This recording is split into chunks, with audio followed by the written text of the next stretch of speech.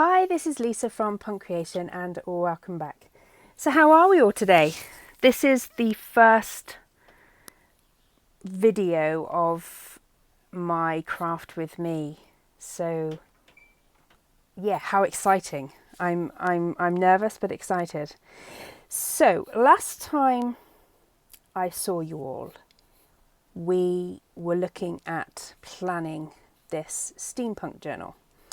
Now, I decided in the end to go with this linen fabric for my cover. So what I did was, to prep for today, I looked at the colours in the papers, and I chucked this piece of linen into a jug of tea, and then I sprayed it with a bit of turquoise ink. You can see that. So that it's not particularly bright. I didn't want it particularly bright. I just wanted a bit of the turquoise to be popping out of the fabric to tie in with this image that I've chosen for my cover.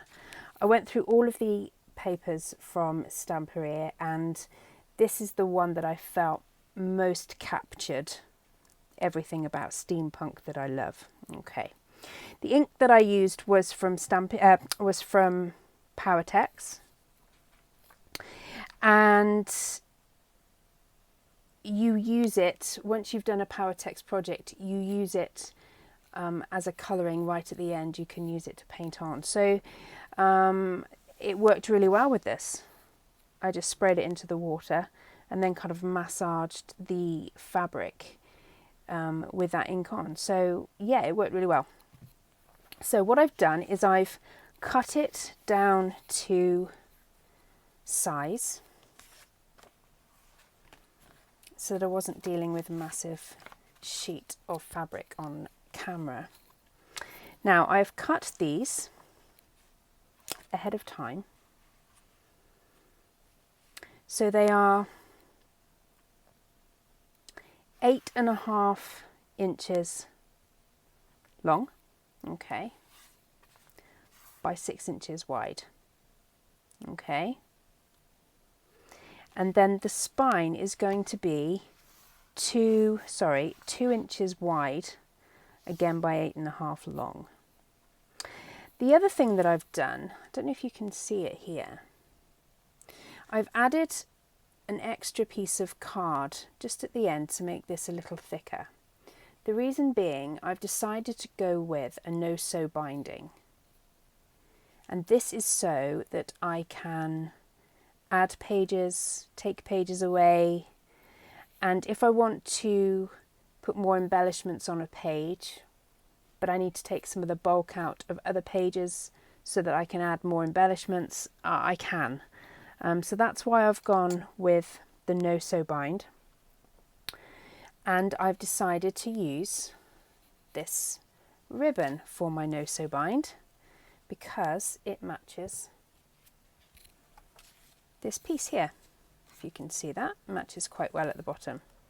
Pure fleek, it's just what I had in my stash, but I'm so happy. So the first thing we do, cut your piece of fabric to the right size. So that is what I have done. So we would stick a piece there, then your spine, and then your second piece there. Okay.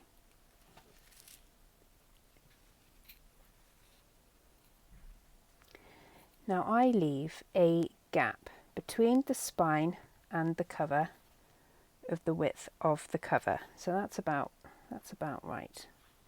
1/8 of an inch, perhaps. Okay.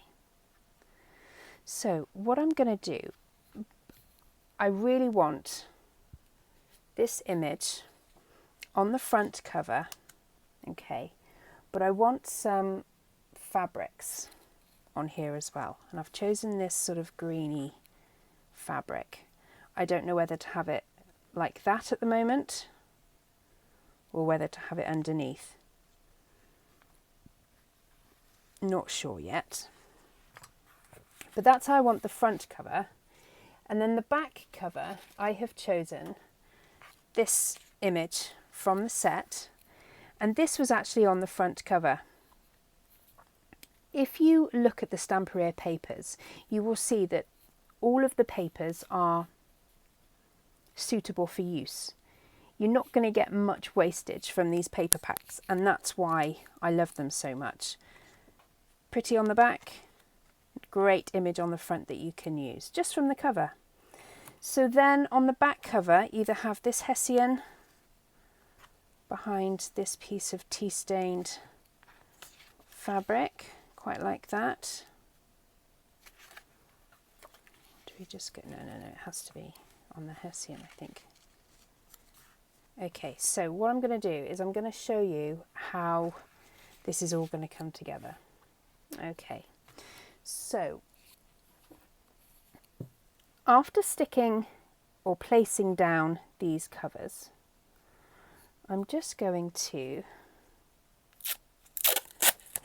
take a tiny bit of masking tape, and I'm just going to tape the cover or tape the fabric onto my cover there,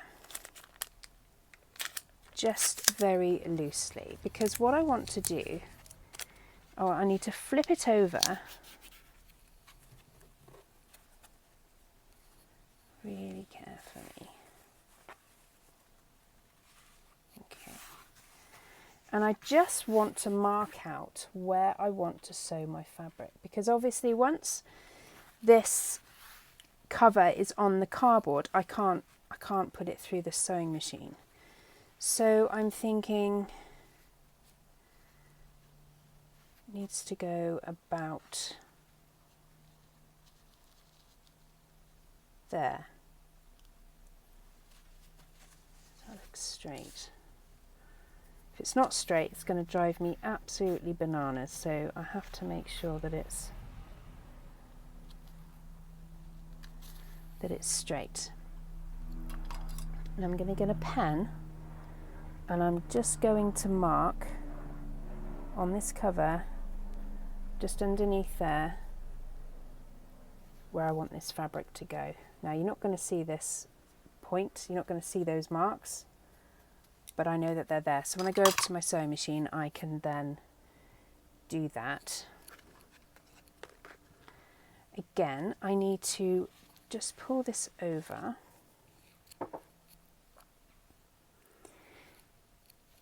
And roughly have a look to see where I want these pieces of fabric to go.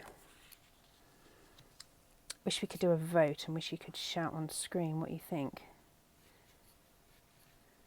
Where's the cardboard underneath? Okay.